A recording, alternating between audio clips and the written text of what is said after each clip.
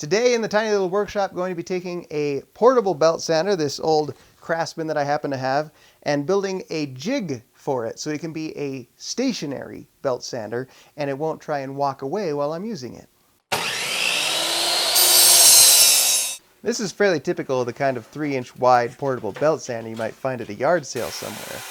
It's meant to be handheld during use, so whenever I tried to flip mine upside down and sand something, it would always start walking away from me, exactly like you're seeing it do here, every single time. Luckily for me, this particular model is fairly slab-sided. It doesn't have any big curves to compensate for or anything. And the half that I planned to lay down on the jig didn't have any vent holes that I had to pay any special attention to. To begin, I grabbed a 14 by 11 piece of 3/4 inch plywood that I had laying around, and I also put together some leftover pieces of shipping pallets. I tried to lay everything out just to get an idea of the overall configuration. With this kind of jig, it's important to have multiple solid contact points, both front and rear, to restrict movement in all directions. Once I had a plan in mind, I marked out the belt's path. The belt itself will walk to one side or the other during use, so there needed to be some clearance for it on either side. I elected to just cut a slightly oversized belt-shaped hole in my piece of plywood rather than shim the belt sander up any higher. I first drilled a pilot hole through the plywood because I was eager to test out my latest thrift store acquisition, an $8 scroll saw. The saw blade was passed through the pilot hole, and then I could start cutting. This actually worked much better than I thought it would. I was able to make the lines pretty straight and true. My other tool options were a jigsaw and a router, but this actually went so well that I wound up using it to cut out all the rest of the wood for the remainder of the project. Now it was time to start positioning and marking where the front and rear support blocks were going to go. I decided that the body of the tool would rest directly on the plywood, so these blocks only needed to keep it from moving back and forth or side to side. I began by marking the appropriate location on the plywood and then tracing the cutout for the front handle, and lastly I measured the depth of the handle. Back to the scroll saw to make some more sawdust. Having a tilting bed came in handy for trimming out the angled bits. I also made one more cut on the front support block. This one gives a little clearance around the tension spring adjustment knob. Out back, I started by marking the relative alignment of the rear support block. This one got the same sort of treatment so that it would fit snugly around the rear handle and restrict movement in both the X and Y axis. Just like before, I kind of eyeballed the location and marked where I wanted to make my cuts. Once again here we've got the scroll saw getting a little workout cutting these odd angles.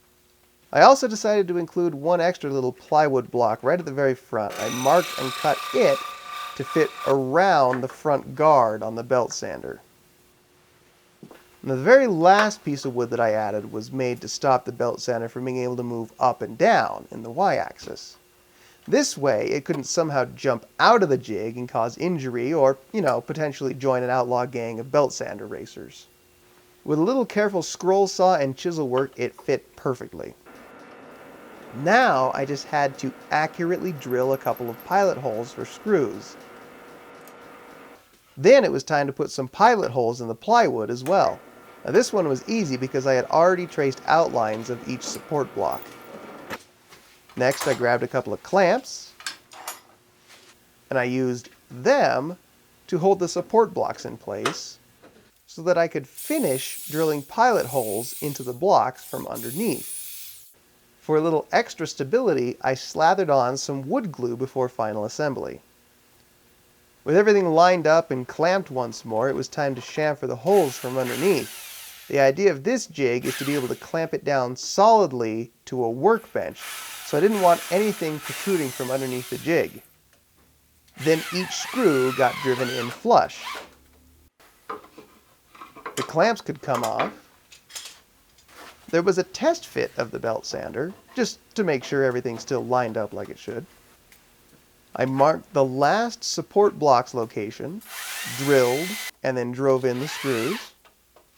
I didn't feel like finding some shorter screws, so I used a cutoff wheel in my angle grinder and I trimmed the remaining bits of screw flush with the plywood. The jig was nearly complete at this stage. All it needed were the 2 screws to hold down the top restraint.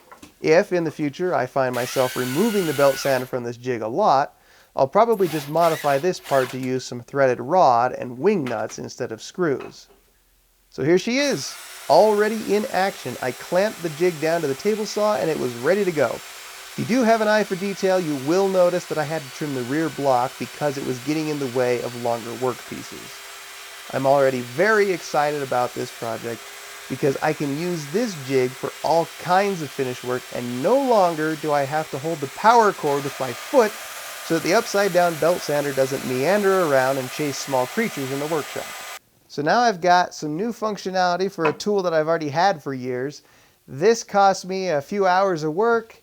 The wood I already had laying around, the screws I already had, the wood glue cost a few cents, I guess. But I will be using this in an upcoming video. I'm going to show how I make some lathe tools. I'll be helping to form them and sharpen them with this particular jig. So we'll see you next time.